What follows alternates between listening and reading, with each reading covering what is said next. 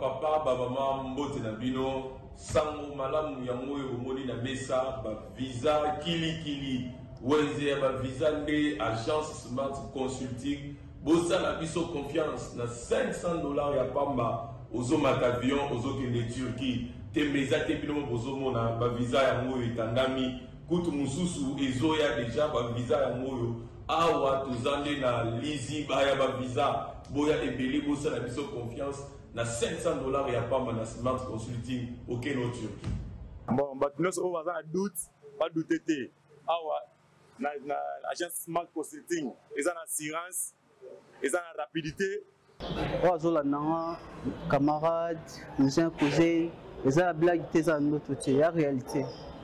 On a fait un check but le roi yo, le check paiement bon la ranger, on s'est retrouvé dans 2 semaines, j'ai pas papier check vraiment agence Smart Cosmétique. Thomas,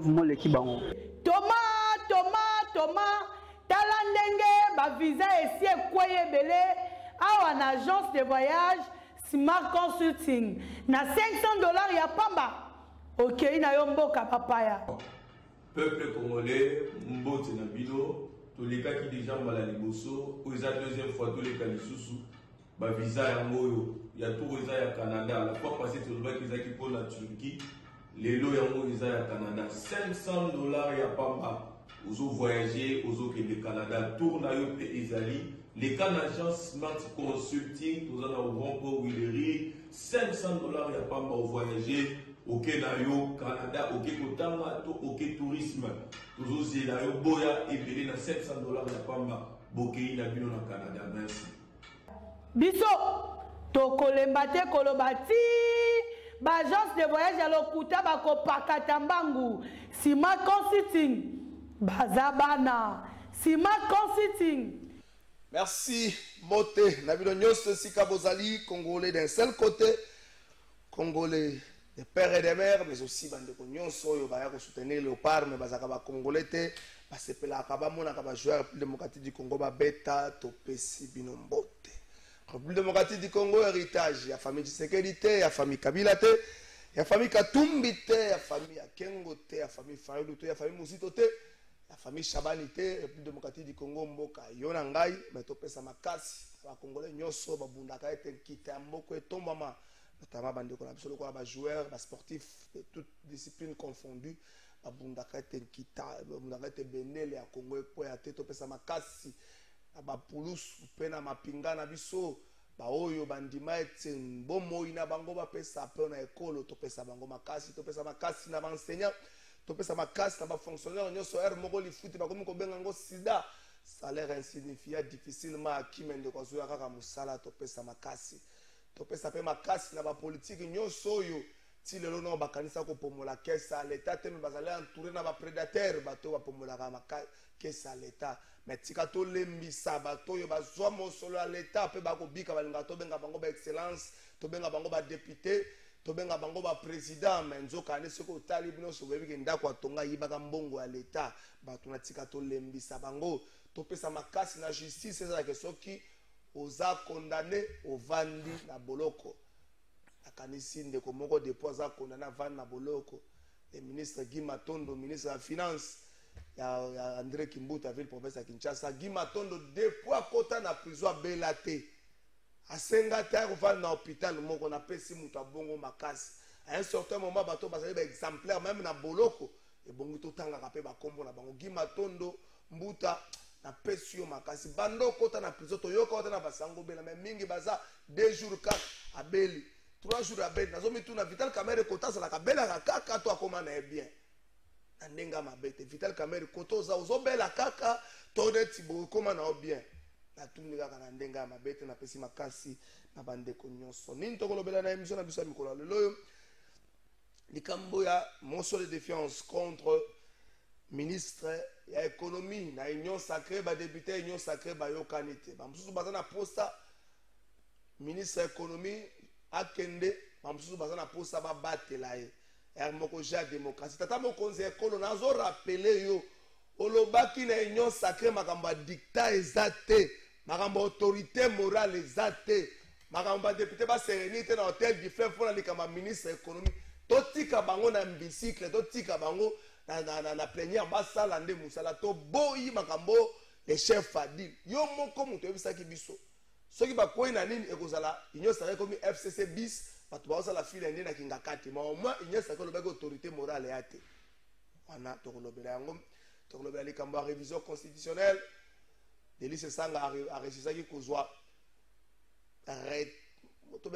retrait pause et tant que tout ça na état de siège to 6 à 14 kozongela likambo wana mbala sima tokolobela IGF cette guerre avec les PST et puis des passages là comme moi moke tokolobela makambo sous le rôle ba communicateur na habité bandeko ba benginga mingi lo ipona koloba mbongo kaka nde kabole bango te mbongo kaka te avant bato bakabona mpona mbongo ezaka munamu eza na mwa idée moko bazo partager te contrairement na oyo moninga aza nango yango ekabolaka bato invité moko na plateau na biso il a été suspendu na liste ya bacommunicateur ya AFDCA amonaki confrère na ngai Gauthier C abengaki yango un torchon abi après vérification cette lettre est un torchon nayebi tobenga yango torchon bon bango mibale baza nommé na signature moko bon nayebi te akolimbola yango maître base pe benjane na pesi yo mbote mbote ndeko trésor karafai mbote na bakongolais nyonso bayeba kolanda biso lelo ezali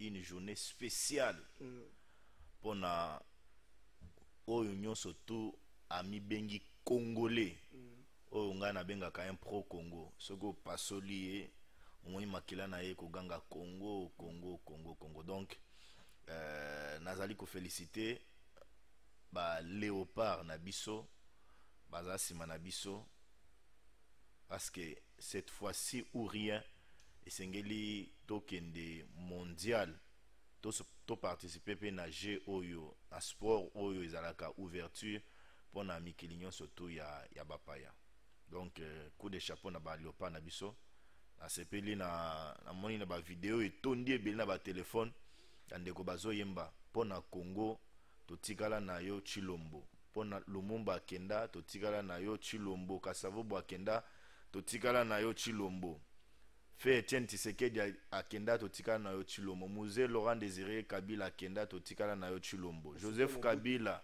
akenda totikala na yo Chilombo Mobutu akenda totikala na yo Chilombo Fachi Beton azali espoir ya peuple et ba joueur baza très déterminé pour être le loto za na ngwema moko ya makasi na stade ngana osepela et que tobeta ba ndeko wana ata 3 bi et koza l'avantage malamu pona biso ya ngonde naza lelo na lati Congo un pro Congo maître Bazé Pembe asepeli topesa makasi tobatela autre yuko batela autre wana ngozaka moko tokosana na biso nyonso tokokabwana ba parti politique tokozala ndenge mikolo na yo kike ba journaliste bakoma na bango mpe kokabwana bokokabwana meloko dénominateur commun na bino za République démocratique du Congo mais depuis ba suspendre tomonani ka lelo bon ngana lingina kota na polémique wana te Gauthier a écrit que c'est un torchon oui je l'ai lu na lingina il a dit après vérification bon d'abord il faut que préciser loko ndeko Bellarmé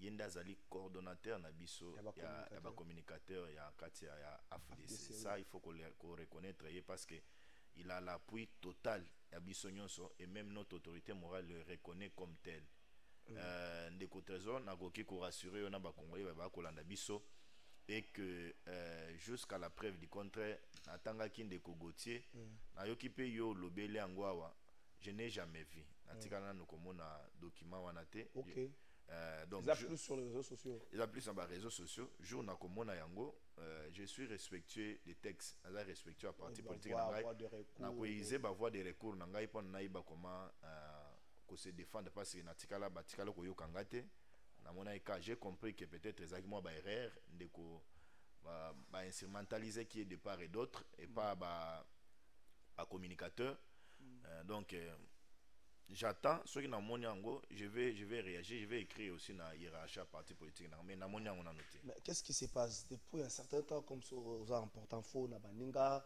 suite ya ba position na eux na structure ya ba communicateur de l'union sacrée depuis aux alakate tant que se décider parce la structure wana position na yo créer là un peu moins désamour na baninga non oyebi Obife Etienne Tshisekedi wa Mulumba paix à son âme. Na ba structure union surtout et banda ko salema na Congo. Ce qui a na katité récite ezalaki te. Parce que azalaki na on peut sonner moi exemple parce que azalaki un modèle. Azalaki c'était une figure phare dans l'opinion.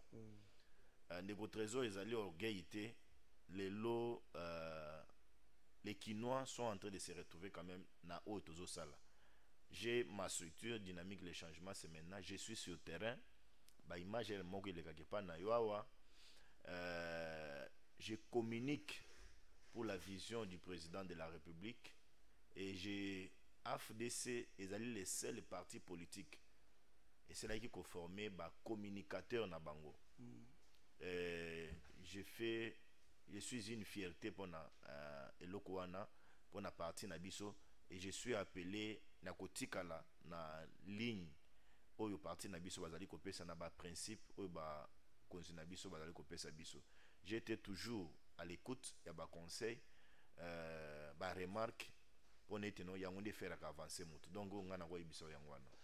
Maître Bazin Pembe Njale Topusana, motion de défiance contre le ministre de l'économie, on lui reproche beaucoup de choses.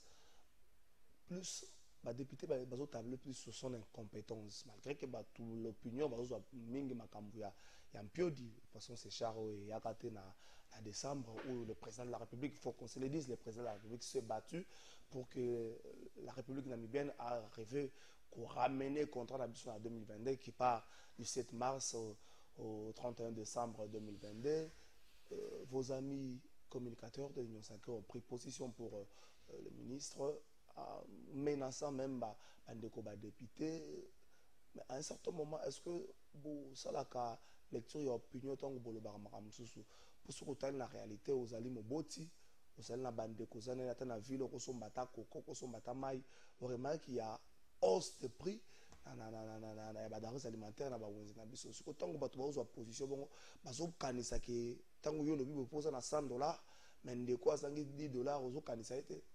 Bon, ngai na lingi kokota na polémique ya ba communicateur. Tenga pa na lingi tokota kwa oui, na baka bino lokola. Toloba makambo ezali ya mutuya parce que question na yo ezali très pertinente ndeko nanga trésor. Il faut qu'on explique na ba congolais et que les lots certes vrai biloko e matitalo na wenzi. Ba dimanche bisonyo so kokozwa mama oyo bisi mama azwa kitunga tokende to sala wenze à niveau ya lemba. Tokota biso nyonso wenze to sentir que no biloko emati mais sengeli ko expliquer na ba congolais que bo mati ya biloko wana c'est tozali ko benga ngona lopoto une inflation importée. Pourquoi euti libanda inflation. Pourquoi? Parce que lelo avec maladie à coronavirus même mikile belé appelé belé bazana ba difficulté à production. Biso lelo awa Thomson et utaka libanda, Quiz et utaka libanda, savon et utaka libanda. Donc tout c'est importé na libanda. Donc c'est tout à fait normal que nous to constater moi inflation en a sur terrain. Mais il y a aussi un problème, c'est les problèmes en rapport avec la spéculation. On peut constater les lois que nos dollars ils allaient comme stable. Depuis un certain temps, stable. Depuis un certain moment, ils comme stable. Mais aux autres comprendre comment biloko na wenze, ils allaient comme mat. Donc ils allaient un peu paradoxal au constater moi biloko nyonso. Donc ça dérange extrêmement dans l'opinion. Pourquoi? C'est dû à la spéculation où ils allaient les lots et pas na biso ba congolais. Lobby de konanga trésor. Nazana Willery na tuni petit moko papier mouchoir. Azo bisanga papier mouchoir, azo tegelanga papier mouchoir na 400 francs. Na tuni 400 francs papier mouchoir to somba mi balé. 500 francs yo tcha 400 francs ni avier. Biloko e mati. Donc aucune réponse.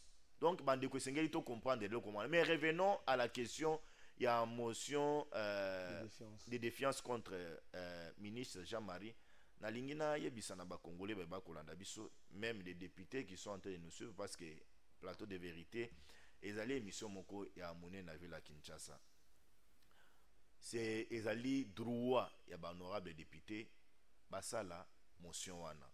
Eza droit ya ba honorable député basa la question orale avec débat eza droit na bango basa la question d'actualité va s'adresser à un ministre, à un mandateur ou à n'importe qui. C'est leur droit parce que tout cela qui peut lire bango pour na elokwana. Mais dans les cas sous examen place ezali ko déranger ezali nini. C'était souhaitable que ba honorable wana ba faire approcher ministre ba tout naie après sa bango ba information vraie mais par une question orale avec débat mais par une question d'actualité. Pour na base ba information ya ebele et pas ministre. Ceux qui bazali convaincu te pa ko le kana vitesse supérieure ya basala nani motion de défiance de konanga trésor. C'est ça la procédure parlementaire. Mais ba député mbala moko ba ki na motion de défiance pour na ba faire destituer ministre. J'ai constaté na niveau na ngai que ezali un peu ndenge to benga na lopoto c'est un peu de l'arbitraire. C'est un peu de l'acharnement. Balingi ba rendre compte à un ministre de l'Union sacrée avec un seul objectif tokwei sa ministre moko ce qui a kwei tokozwata président de la République a organisé gouvernement mosusu pour na pe biso ba ministre o to na kati ya gouvernement biso ba député to na kati ya gouvernement te to se retrouver na kati wana na koki opesa yo le exemple il faut ba député ba se retrouver ba za combien si ba arriver ko réunir 50 signatures ba député s'il faut pas se retrouver dans le gouvernement comme à 70 été ngai nazali ko constater le lieu que non na kati union sacrée c'est comme si tozali komisa la confiance était bien même que union sacrée ezali poubelle était mais tozali komisa la confiance était entre biso na union sacrée to komi oliana bon komisa la confiance nini boza bana ya maman moko te non toza bana maman moko te boko za bana ya tata moko président de la République toza bana maman ebele tous nous sommes sous la vision ya Félix tata, Antoine maman za maman moko ta ne toyenda ba parti ya kokesana kasi yango na ba maman nda sangani biso tata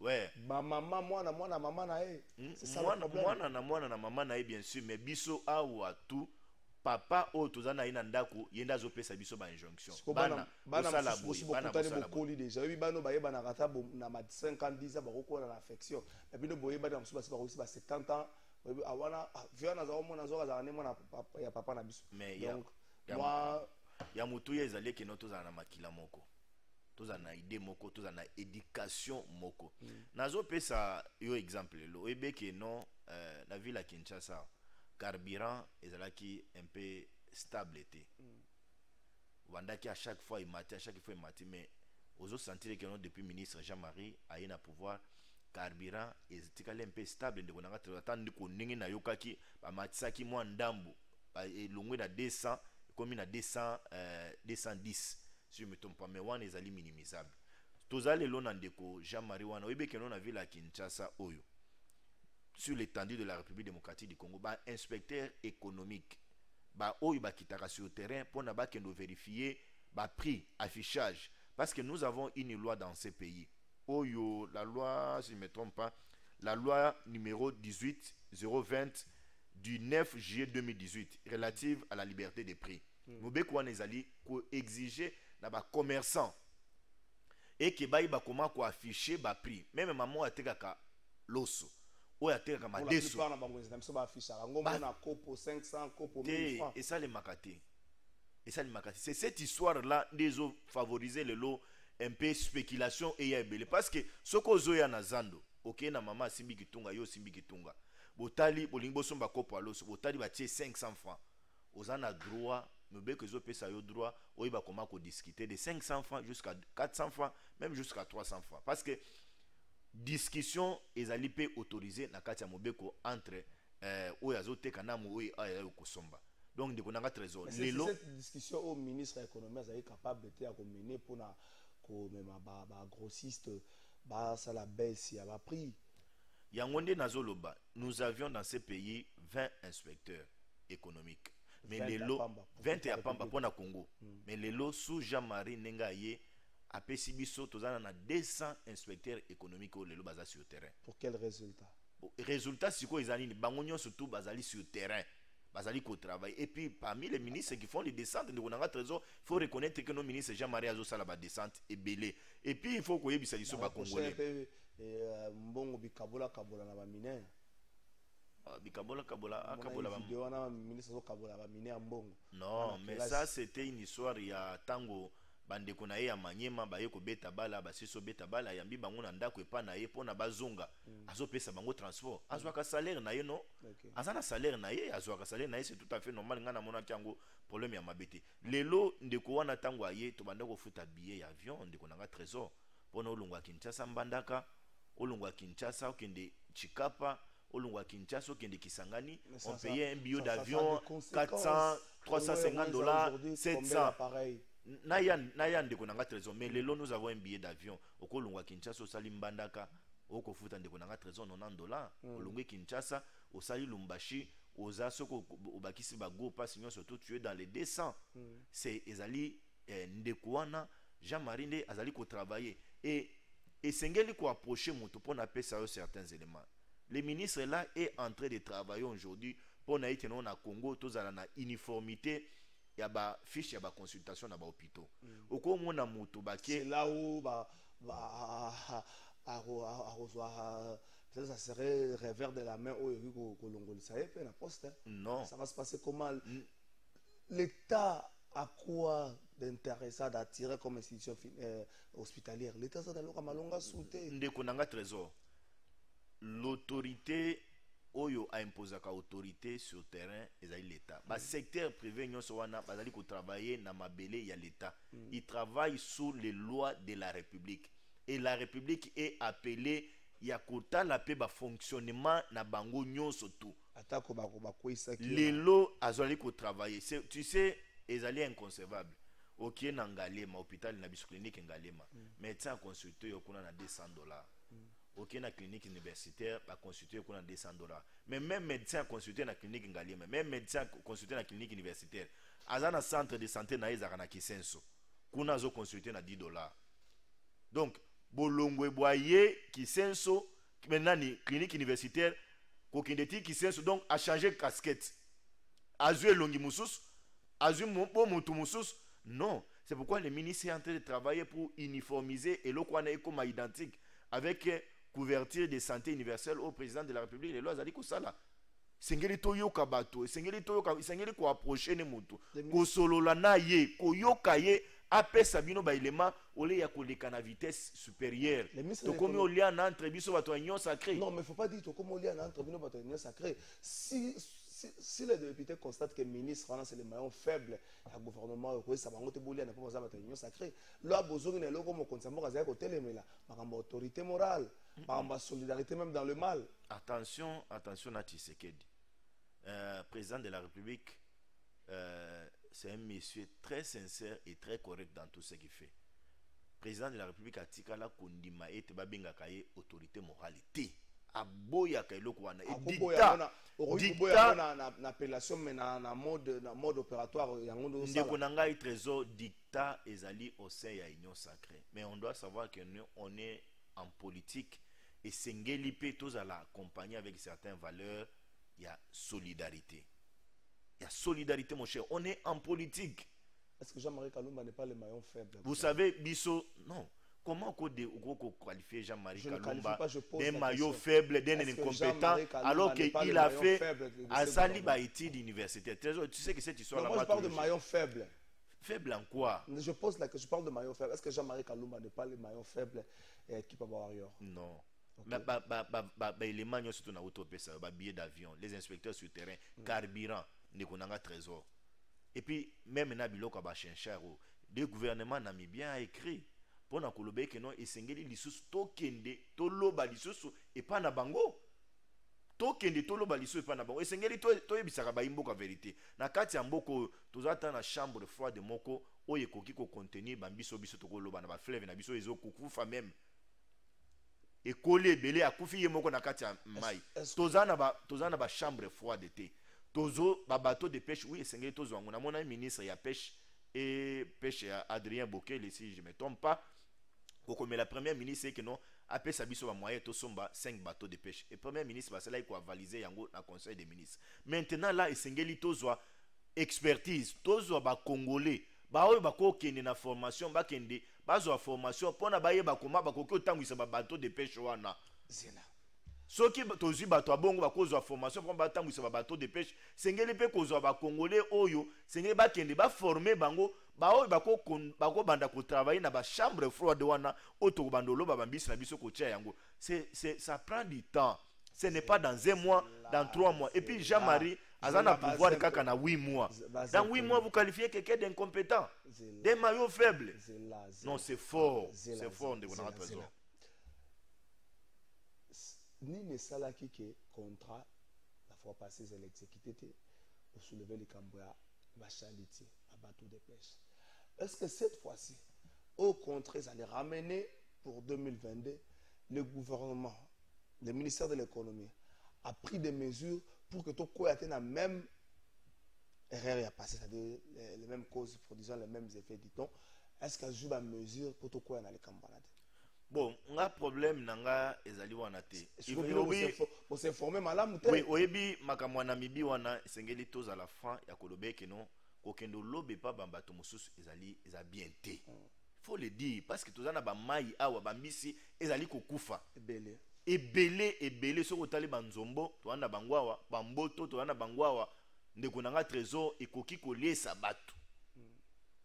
Esengeli loko wana contrat wana soki to lobby to sisi oloba sengeli to tika yango biso siko réfléchissons en termes ya ba bateau de pêche pour na itino biso moko to se fournir localement. Biso moko to se fournir localement parce que nous sommes un pays. Demain ou le lendemain nous pouvons avoir des problèmes avec les Namibiens. Ba relation diplomatique na biso eko beba. Tokozala na ningisa to no loba biso epana bango te. Esengeli ne biso to za na auto bingi une auto-prise en charge, tout s'organiser à niveau interne, de dire au gouvernement, les ministres sectoriels a proposé tout son bateau de pêche, mettez les moyens à la disposition du gouvernement et surtout que nayoka qui est non tant au ministre ya pêche et élevage a proposé lokwana ndeko ministre ya finance à cela il faut s'opposer mais lokwana mais le chef de l'État Tony il a dit non, c'était une bonne proposition sengeli tous na bateau de pêche tu dois décaisser l'argent pour na non opesa bakende kosomba. Donc ngana ko yebisa ba congolais koloba oui mais souci na biso ezali ke non tozana maya kutana fleuve Congo non tozana lukelenge tozana ba maye belé grand kasa ba maye belé oyo même ba toleki kutuna na moko na bibi na ba mayi toleki na bango toleki bango na mayi l'acte le plus passionné du monde est en Congo et dans la République démocratique du Congo. Donc fournissons les efforts pour notre concrétiser projet wana ekozala ya mutu ya mingolé de toujours aux économies extraverties tout importe surtout non on peut aussi produire localement coller un peu bio, c'est une bonne chose de mon trésor à la fin. Est-ce que socialement parlant Félix Tshisekedi des choux non de konanga trésor ce que le lobby socialement parlant Félix Tshisekedi moi je pose des questions azo échoué na ko yebisa yo non. Tu sais il y a un problème. Lelo, j'ai suivi une vidéo dans l'année ba maman au bazana ba camp. Je prends camp church. Azolo bazo soma masango na 18 000 francs congolais. Tout le monde a tourné nga yango masango ngo bukangaloze comment na nga ciblé. Et la ciblé mais non omoni motema na biso pe mboka na biso pe motema mabe eleki belé. Okozwa ba politiciens baleki na télévision discours na bango Tshisekedi azo occuper ba azo occuper na ba policier te. Tshisekedi azo tala ba soldat te. Tshisekedi ba soda baza payé te mais awa bazo servir ba soda ba oyo bana batu bana makila nete biso bana bango pe bayoka kanzala ekomi ono ekomi ciblé bazo servir ba militaire ba bato nete biso donc ba soda bango baliaka te kaka biso ba civilo nde biso toliaka non cette discrimination ezali malamu te na kati ya société bazo servir ba soda tout ça l'année pression na kasongo kabwit et qui ninga zo servir ba soda ay ba pe comment ko servir ba congolais mosusu bandoko yo kama sango ezote kama na rond-point ngaba bandoko te kama mais on sent que les lois comme te kama belé kaka na bakan oui bango pe baza bato mais to yebisa inde production eza ya malonga et belé pour na servir na peuple congolais. Il est vrai il faut les reconnaître que congolais les lots azolo ba social ezaka libom. Félix a reçu la diplomatie. Félix a reçu la diplomatie. Félix a reçu. Quelles sont les retombées à réussir la diplomatie tant qu'on va le président? Quelles sont les retombées à réussir la diplomatie? Parce que s'il faut parler en termes d'entrepreneurs, en termes de gros projets d'investissement dans la République démocratique du Congo, c'est à chercher. Trésor, vous êtes un produit de l'université. Vous avez aussi appris comme moi à l'université que la diplomatie est la relation entre les États. Collaboration entre les États. Échange d'idées entre les États. C'est ça aussi la diplomatie. Aujourd'hui, le Congo peut se taper le boko na to le pona koloba, il est en bon terme avec les pays à l'Occident, il est en bon terme avec les pays à sous-région, il est en bon terme avec 9 voisins au Bazali et les entourés. Donc c'est une joie pour nous, c'est une bonne collaboration pour nous. C'est ça la diplomatie. Félix a reçu sur le plan diplomatique. Vous avez la gratuité de l'enseignement aujourd'hui sous Félix. J'ai suivi hier porte-parole, il y a Armé Nabiso. Le général général Kassonga. Koloba était, depuis que non état de siège et Chamina et Sambo Canabiso, nous avons récupéré 161 villages territoire. C'était une joie. Donc 151 y compris le territoire, le secteur, et Zalaki na Mamboko ya Banguna. Mais les lots sous un état de siège décrété par le président de la République pour récupérer ma victoire, village, c'est une victoire écrasante. C'est un élément à féliciter. Pour Félix Antoine Tshilombo Tshisekedi. Aujourd'hui, vous avez dans cette ville de Kinshasa tous les opposants de Félix Antoine Tshilombo Tshisekedi vivre awa. Ils font des déclarations. Je parlais hier. Ça, c'est politique, socialement parlant. Non, je parlais hier avec un ami. Au Yambakabiso na plateau, à la télévision, en coulisses, mon cher, tous à la sûre, tous à battre. Il faut reconnaître que non, tant que Félix a yé, en tout cas, biloko tous le balélo na média, ceux qui ont na époque à Joseph Kabila, belelo tous à la baboloko. Massazo ibisanga mon cher, là on est en dehors de la caméra, mais les lotos à la baboloko parce que et belé ya ba jeune les lo nenge tous allés belé dans la classe politique congolaise pour na opinion ayoka yo bien, il faut qu'il y a benga Félix Tshilombo, il faut qu'il y a benga Félix bazo benga ye comme moko boye. Donc pour n'être non opinion amelayo. Au monde a moto tambo na tala ba saka biloko. Tout ça avec vision que non en 2023 à cause de la candidat. Ako kende pa bakino pona oyebisa bangwe que non na bando oleka na télévision, na bimisaka makala, na bando oleka na télévision, na bimisa savon le coq. Na bando oleka na télévision, na bimisa glycérine ya ba mama. Lipa, ona boy. Moto azo tambola tina safu ese pola. Nico Faye, mon frère Nico Azo tambola tina safu ese pola na kati ya malette zo ça. J'ai dit ndeko moko na bis tozo tambola na ya bisinga me na mona ka ndeko oyo atambola na ba biloko wana asali siko ata 6 mois azo tambola nango. Mais azana famille te. Azana bana te. Bana savon le coq wana ko sukola bilamba te. Glycérine azo tambola nango te. Mama ko pakola ngona maboko te. Eko beba te. Et j'étais dans un plateau na ndeko wana abimisa safu et pour l'agnon surtout mais te safu so conservant déjà ekobela mais il y a les gars na télévision azo pesa ka prix nango. Donc ça c'est pas le débat pour dire aux Congolais nous avons intérêt à accompagner Félix Antoine Tshilombo Tshisekedi mais na koyebisa mokonza mboka attention, il y a des taches noires na chemise à pembe, il y a des dossiers comme RAM et Tikala sans explication bakata ngo mais il y a aucune explication mbongo kenda wapi na zwaka mbongo na biso ebité za élément ba rappeler président de la République oyebi ndeko nanga trésor RAM qui discours munene pona ya ba opposant même na biso pe faut ko reconnaître bando cha biso mal à l'aise botuna pete sika mbongo kenda na bien bando cha biso mal à l'aise mais sikoyo awa histoire ya RAM évidé mbongo kenda histoire ya RAM évidé d'abord congolais souci na ezalaki balongola ngo balongoli yango chef de l'état yoki peuple balongoli yango ba opposant discours esili awa sikoyo ba komo Luka Félix ka tout mama mokomike ya ba voyage kutu bango moko ba opposant balembi parce que ba sentir que non ba sorti ba voyage à président de la République et zo produire rebelle pour na mboka balembi côté ba voyage. Il y a gratuité et enseignement pour tout basi balembi parce que ba monnaie que non bana depuis bazongi classe gratuité et enseignement ils ont continué chemin nango ya mutuya makambo ya est ba komi lembango muke parce que bango moko ba sentir que non effectivement il y a quelque chose qui est en train de se faire à l'est du pays évaluation ezali ko salema bazaka na babiloko bazo nazo pesa biloko bango elemisi biloko bango biloko mosusu ezo pesa nano ba opposant na bino makasi. C'est par exemple le dossier François Beya, plus de 50 jours aujourd'hui sans issue, sans aucune suite. Informer l'opinion, qui va traduire, va me mettre na parquet devant un juge naturel na ye, boye garder na bajola anerti lelo yo, eza ba élément bako tie la bino na table. Ndiko nanga tezo nazo pesa élément mosusu wana kota na élément oyo zolo ba ya François wana. Élément mosusu ezali na noko ba opposant et que élection ekosalema te. J'ai suivi ndeko Martin Fayulu. Koloba été baza prêt pour na ba élection na 2023 glissement kozala te. C'est-à-dire banimi bureau ya Kadima. Na moni bandeko ya Senko. Na moni bandeko ya ECC kozala d'accord pour na ba élection na Kadima. Moni eloko wana ekoyi siso bandeko opposa. Donc biso tozo ke de ko éliminer discours na bango moke ti nenge to komema bango na ba élection.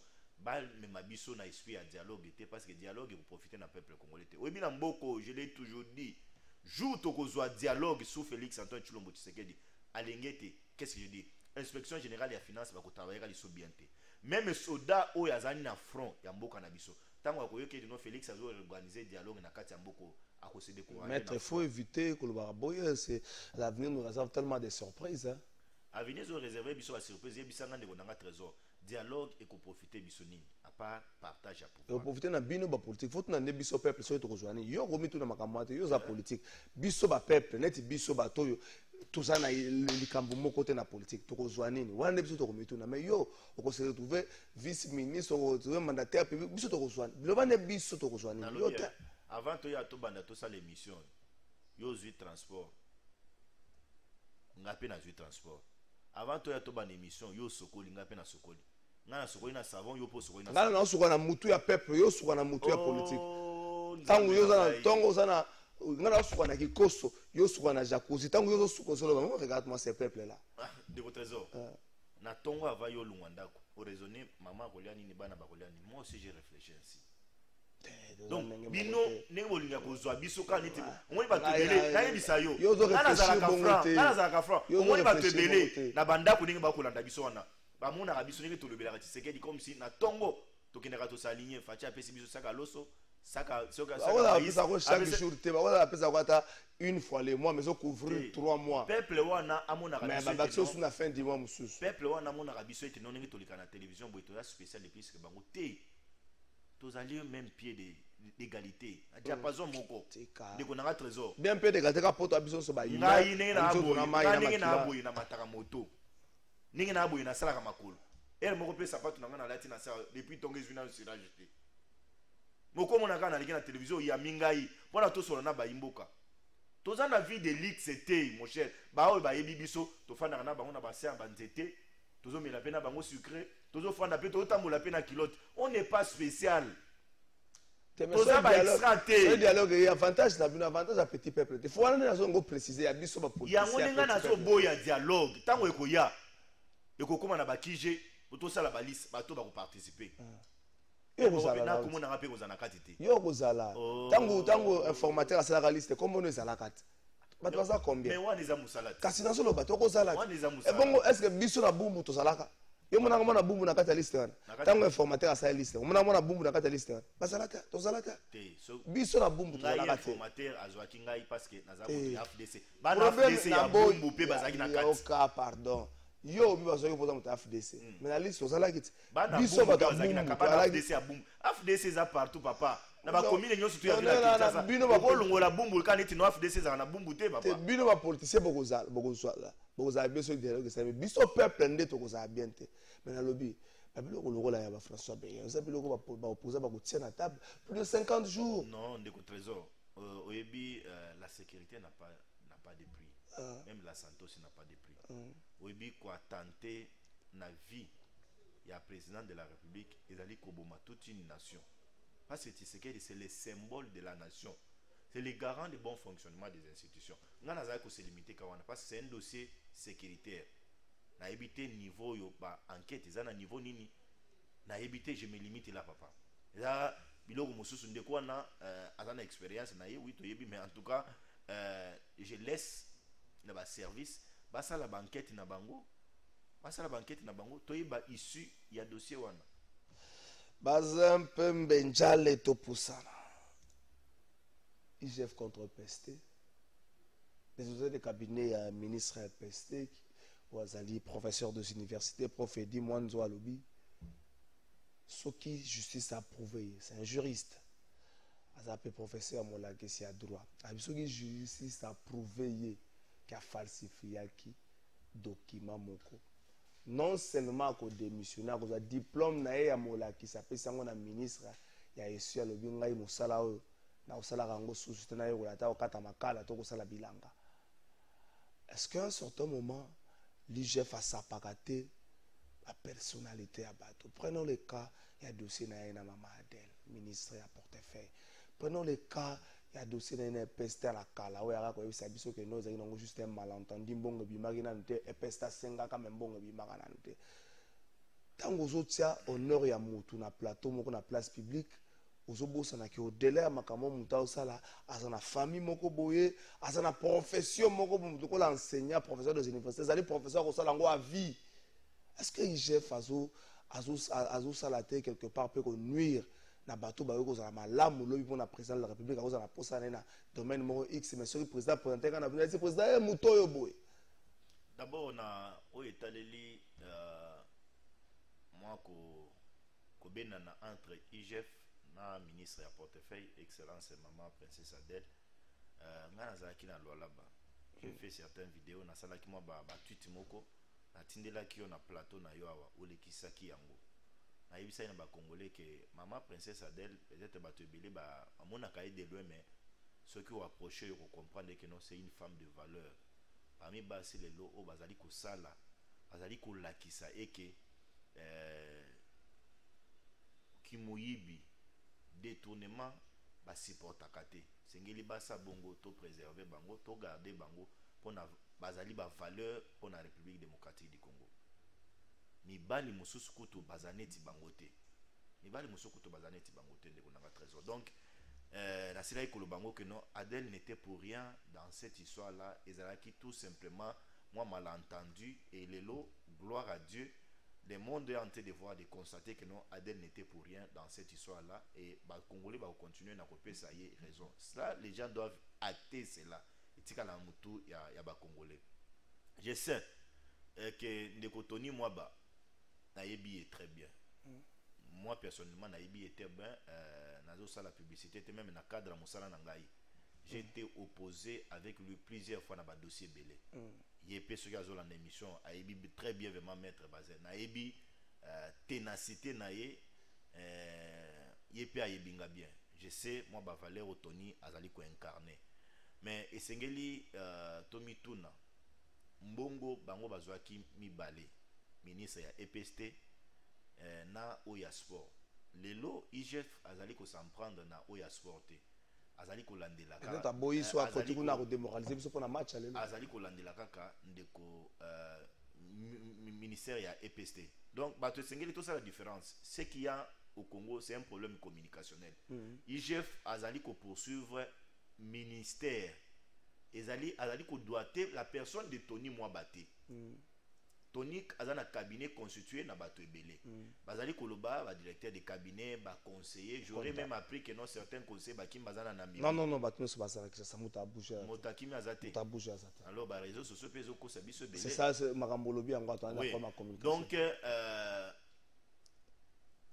je condamne moi personnellement démarche où ezalaki amorcée par cabinet ya excellence Tony Mwaba Naba Mikanda, j'ai vu des lettres de part et d'autre, même ma plainte, c'était pas une bonne chose. C'était un dossier où il faut gérer à niveau interne.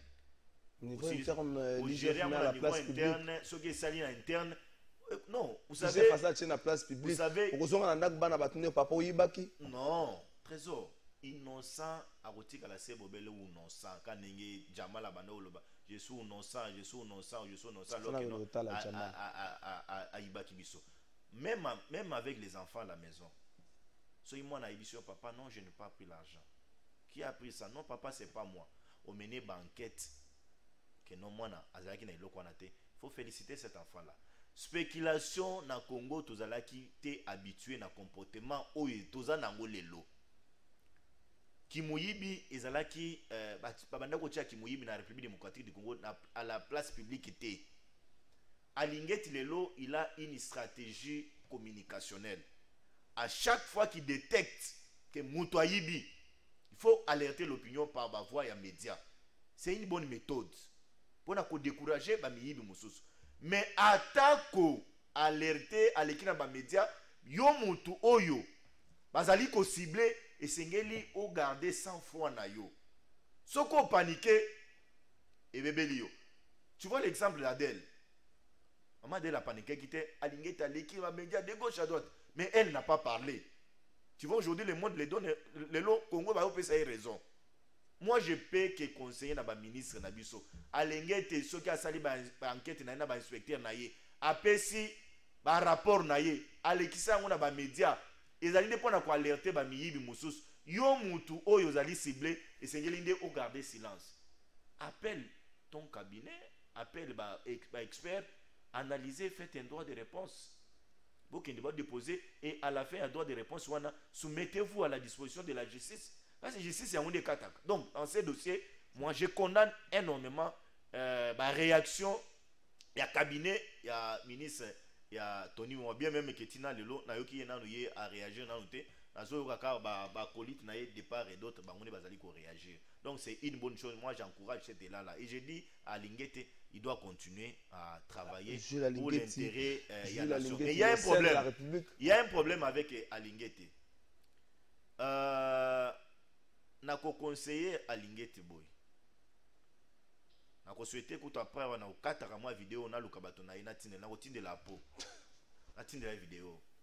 Attention, biloko na bino ezobima mabe. Pourquoi? Parce que vous utilisez certains journalistes Oyo basili ko se démarquer dans l'opinion et que non bazana ba tendance et ba parti politique mosusu. Tango Alingete azui un média oyo la qui sait que non bayali bato ya LX bazali ko s'opposer na action ya président de la République. Même média wana baké ko ça l'interview sur le terrain.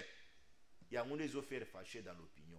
C'était souhaitable que Alexa Poninga Alexa na télévision Yemoko Alingeti asala ba déclaration ba tweet na ye na ko dénoncer au lieu que azwa certains journalistes oyo obédience na bango et yebana bato nyonso ke bazo constater comme si Alingeti azo teka bango azo exposer bango dans l'opinion via ba journaliste wana de konanga trésor kalafai. Donc Gilles na ba inspecteur isengeli ba comprendre le wana bazwa yango sérieux. Ça dérange énormément dans l'opinion. Na boy ko citer ba kombo ya ba journaliste wana pona na faire fâcher ba esprit. Mais Yemoko Alingete ayebi yango. Et que tous ces journalistes là ne sont pas en train de l'accompagner. Vous voulez dire que ils sont pas de l'accompagner. To ko makobanga ko banga yendenge nini? Ça c'est quelqu'un à craindre. Alingete.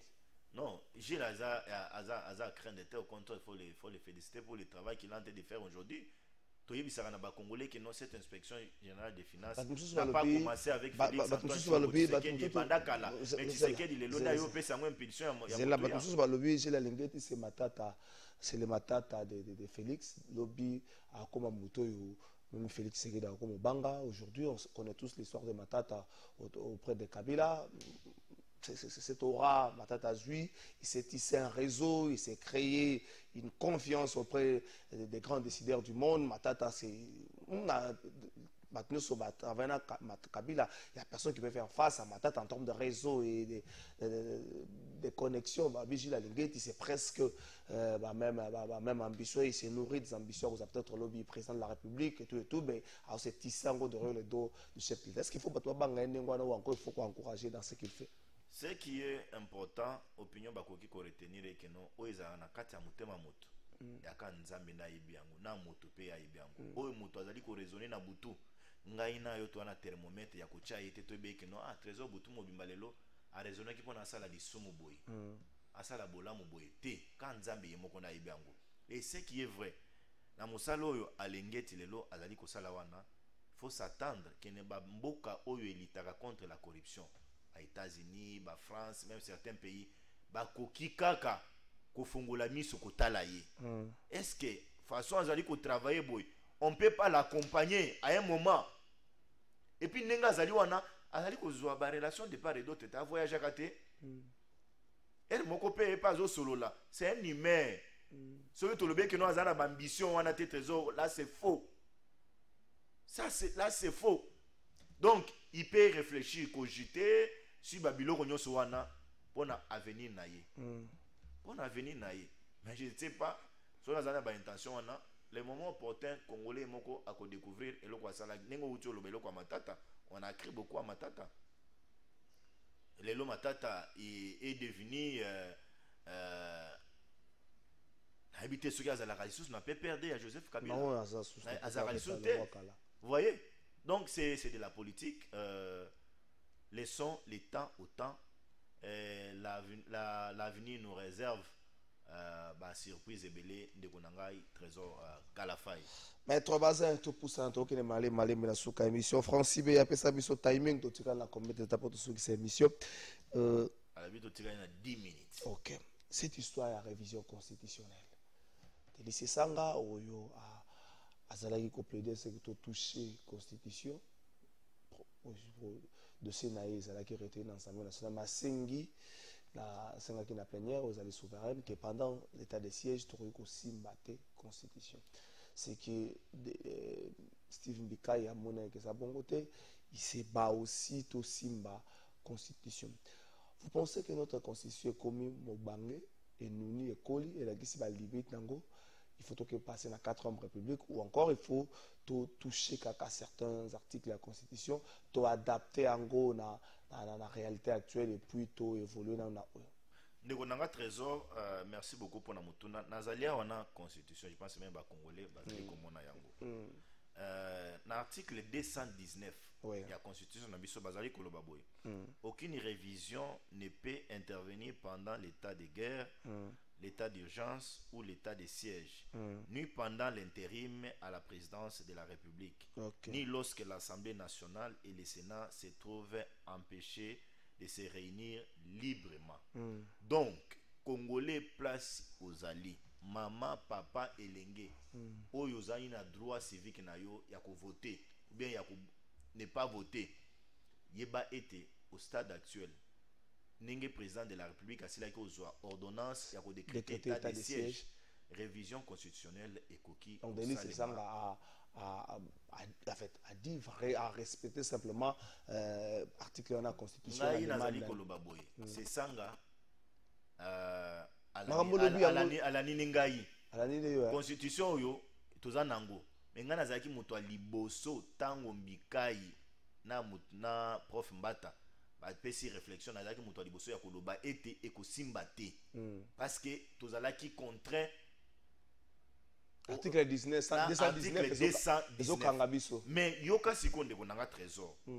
L'article 70 70 ne va balobaka. Président de la République Azali élu pour un mandat de 5 ans renouvelable une seule fois au suffrage universel direct. Mais ce qui est dans l'article 5, Azali Koloba, les pouvoirs émanent du peuple.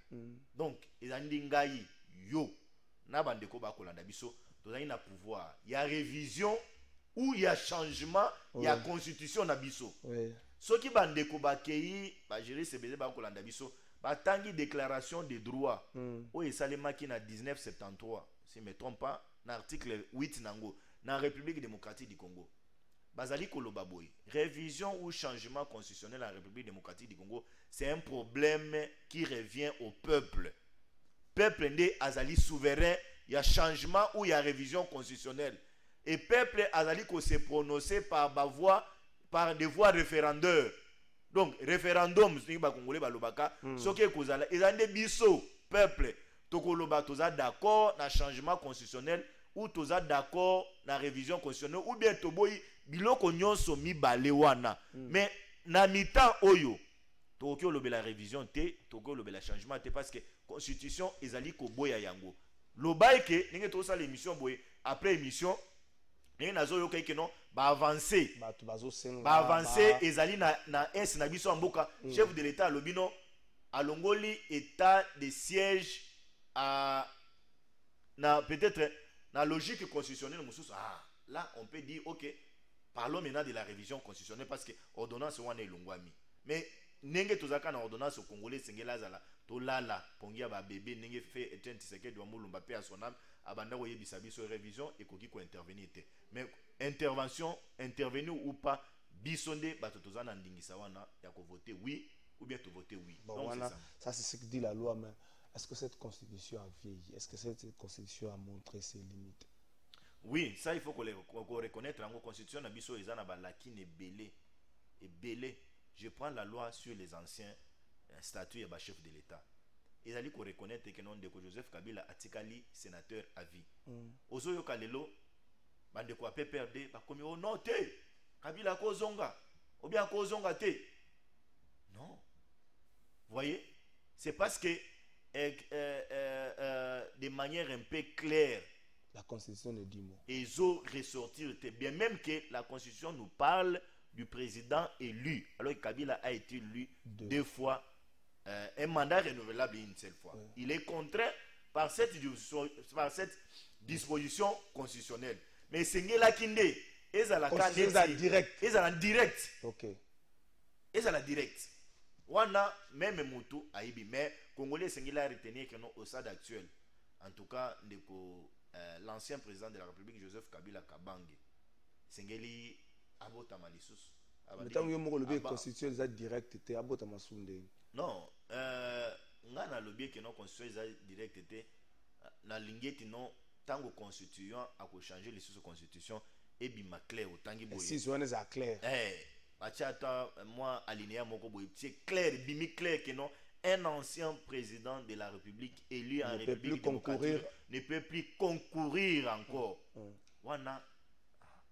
Mais je sais que les moments opportuns, tant que Joseph Kabila Kabange a s'hazardé à Kende, pour déposer candidature na CENI, nous, peuple congolais, nous allons saisir les juges constitutionnels pour interpréter la constitution par rapport à la candidature de Joseph Kabila Kabange. Soko moni na match, le match à Léopard, Hector Cooper a télémisé 3 joueurs na banc. Ngolo bakalingo ça la changement. Mais tant que nous avons 3 joueurs à télémisé au distrait car adversaire remplaçant Zara Moko Oya Poni. Donc, Joseph Kabila a se réchauffé côté Kuna. Et ça n'a pas de problème. Abinomo bozo avoir ça. Mais bobo ça n'a été que prophétie à pasteur Roland Dalo Pezali. Moko tozana deuil national, moko kozana chaise roulante. Na yebiki bandeko belé bana na posta ko poster na présidence le rwanda zo bangisa bango to komena sona soka. Moko na chaise roulante, moko deuil national. Ndeko trésor ko concourir ko compétir les droits ya ba congolais nyonso. Ngazo baka mu. Liwa pe les droits ya ba congolais nyonso ali soko zana na dossier na te nzamba ko so kuna te. Azali mosali nzambe apesi biso ba révélation, mais je crains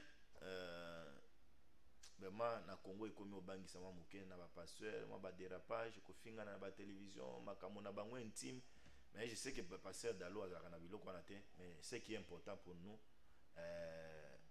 ningi na sila ko loba na débit o lobi to chuter ndeko na ngai ndeko trésor na lingi na yebisa na ba congolais pona match na biso alelo na lobingi na lingi na sepelaka na nzembo balo ndenge bayembaka pona Congo ye etiena kenda ye Chilombo pona Congo ye totikala na yo ye Chilombo Lumumba kenda ye totikala na yo ye Chilombo Tanda babete maboko kenda ye totikala na yo ye Chilombo Muza kenda ye totikala na yo ye Chilombo Kabila kenda ye totikala na yo ye Chilombo Sala Congo ye paradis terrestre Chilombo Liopare tozasima na yo ye Chilombo. Donc lelo 3 mingete na mona ba marocain wana kozwa 3 ba odale ba odaye lelo. Donc to beti bango 3 to keshe bango kuna to ba beti biso 1 bi debi na biso wana kangi bango na kingo. Donc to soutenir ba équipe na biso place ba Olanda biso na ba hôtel. Vous avez un peuple derrière vous les léopards de la République démocratique du Congo. Merci. Est-ce qu'il faut na funda? Nazo tuna. prophète azomonaka bato na bahôtel malheureusement amonaka bato kaka na bahôtel ya babandale na bangirengiri na rontana omonaka te mpo soki omeki na rontana bakokanga yo meka na memling bakokanga yo awa match ya léopard eza ya quelques heures omoni yango te match ya léopard biso nyonso tokomi kozela résultat pa moto tomesana koyokela mais yo ye na biloko na yo na grand frère ya baclovis biso tozela résultat pa na ye mais yo ye na biloko ndenge nini match ya léopard omoni bango te soki eza kaka moto akotaki hotel na moto yango ozobenga ye olata bilamba mais match ya léopard ozomona yango te émission ya lelo esili